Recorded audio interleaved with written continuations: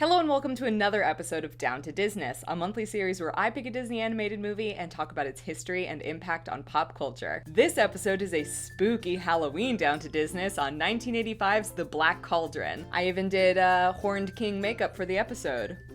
Or at least I tried to. The Black Cauldron is a fascinating piece of Disney animation history because it's kind of controversial. It's most known for being the first Disney animated movie to be PG and for having a lot of horrifying deleted scenes. But there's so much more to The Black Cauldron than just those facts, and there's also so much more to those facts than most people know. So let's get started. So Disney first wanted to make The Black Cauldron as early as 1971. This was a time where high fantasy was extremely popular in pop culture. Lord of the Rings, the books, were extremely popular in the 70s, so doing a fantasy animated film was of great interest to the Disney company. It was in 1971 that Disney acquired the rights to the book series The Chronicles of Prydain by Lloyd Alexander. These were 5 books that Disney condensed into one story to make The Black Cauldron. According to Ollie Johnston, it was he and Frank Thomas who convinced Disney to make this movie back in the 70s, and they are of course 2 of the 9 old men. But Frank and Ollie are only a couple of the very many famous people from Disney history who had a hand in making The Black Cauldron. For example, the first director to be attached to The Black Cauldron was John Musker, who we know of course as the director of some of our favorite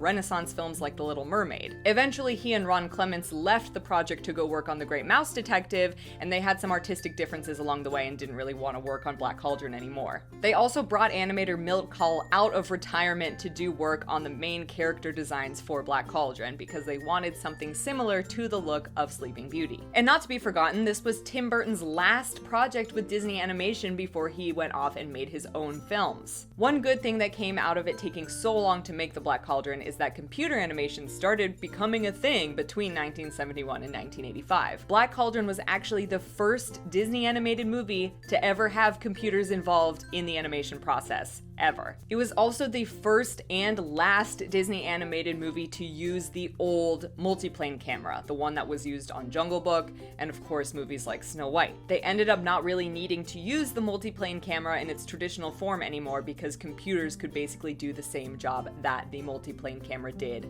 practically. Another animation breakthrough that came with The Black Cauldron was the APT process, which stands for Animation Photo Transfer. The APT process made it easier for animators to transfer their hand-drawn animations onto a cell. This was the first big thing that changed in Disney animation since the xerography process, but they still Xeroxed a lot of this film because it was a more reliable way that they were used to doing animation. Dave Spencer actually won a Technical Academy Award for developing the APT process, but unfortunately, APT didn't even last very long because computers rendered it obsolete. So as most of us probably know, Black Cauldron is most well known for being kind of scary. Like I said, it was the first Disney movie to be PG.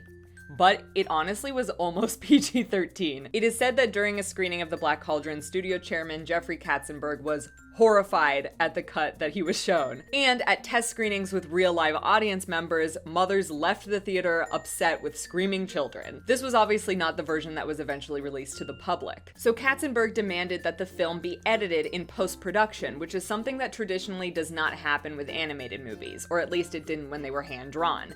It's not as easy to edit a hand-drawn film in post-production like it is with live-action movies. Katzenberg actually went into an editing bay and started cutting up the film himself until CEO Michael Eisner stopped him from the madness. They reached a compromise with the editing, but this unfortunately pushed the release date of this movie from the holidays of 1984 to summer of 1985. The compromise involved cutting about 15 minutes of fully animated scenes from the final production. The tamest scene that was cut was an elongated version of Taran and crew running into the fair folk, the fairies that live underground. It was just a longer scene kind of explaining their society and their king and why they're there and things like that. It's fully on YouTube if you want to watch it. I think I agree with them cutting it because it really doesn't add a lot to the movie other than giving us more context to who these fairies are. The other scenes that were cut were basically everything that would have made the film PG-13. This includes an extended version of Taran fighting his way out of the Horned King's castle that apparently included graphic violence, and a scene where a human man is attacked by one of the cauldron-born skeletons that comes to life thanks to the Black Cauldron. The man kind of becomes covered in boils and disintegrates into a skeleton before our very eyes. It's pretty scary. There's not like full animation available of it online, but you can find like screenshots, and it's pretty gross. Can't believe they wanted to put it in the movie. There's no evidence of this being true anywhere online in the form of photos or video, but apparently there was also maybe some scenes of people being like visibly sliced open with swords. So that is the kind of more dark content that was cut in order to keep this movie suitable for PG audiences and keep it from being PG-13. And still, it was suspended from release on video for years because of the dark content that remained in the film. It's honestly really scary. Like, the scene where the Cauldron-born come to life is still scary, even though it was edited.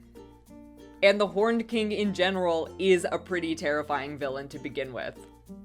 Unfortunately, after so many years in production and so many millions of dollars spent on the Black Cauldron, it resulted in a profit loss for the Walt Disney Studios. It put Disney Animation in a pretty poor position, and if it weren't for movies like The Little Mermaid that came out shortly after, Disney Animation might not have continued. The 80s were honestly a pretty weird time for Disney Animation. I feel like it's a time that they did more experimental concepts in their animated films. We got things like The Great Mouse Detective, Oliver and Company, Rescuers Down Under, and of course The Black Cauldron, probably the weirdest of them all, where they did try to do things differently than they had in the past. This includes having it be the first Disney animated movie to have no songs at all. Whether it's sung by a character or in the background, there's just literally no music, except for background music.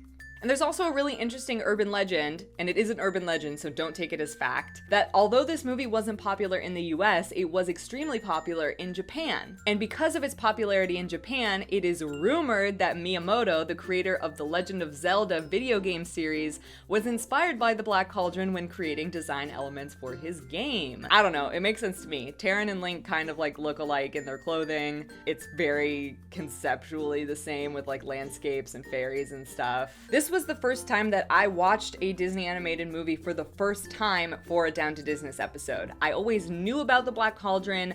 I knew enough about like Henwen and Taron and Elanwi, but I didn't like ever see the movie. And so it was really exciting for me to watch this for the first time. I feel like a lot of Disney fans haven't seen this movie but definitely know about it. It's pretty fun to watch. Like, you watch it for the first time and you're like, this is a very weird movie, but then you kind of are like, I dig it though. And we may not have seen the last of the Black Cauldron because, interestingly enough, in 2016, Disney once again reacquired the rights to the Chronicles of Prydain. I don't know if that means we're getting a live action adaptation at some point, but it's totally the kind of story that I could see Disney just coming out with a live action movie for. It's similar to kind of what they did with Pete's Dragon. They took this movie from like a long time ago that not a lot of people were invested in and made it into a property that kids could become invested in today. So let's cross our fingers and hope that that might happen someday soon. Thank you guys so much for watching this episode of Down to Disness. I hope, because most people don't know a lot about Black Cauldron, that it was interesting for you to hear about the Black Cauldron. Oh, I forgot my favorite fun fact. So there's a restaurant called Friar's Nook in Walt Disney World, and shortly after the Black Cauldron came out, it was named Gurgi's Munchies and Crunchies, which I think is so funny. I wish that Gurgi's Munchies and Crunchies was still a restaurant that I could eat at. Anyway, as always, let me know in the comments below what Disney animated movie you would like me to cover next month on Down to Disness. I take your suggestions very seriously. I did Black Cauldron because so many people wanted me to do it for Halloween, so leave a comment down below and I will see you guys next month for more Down to Disness.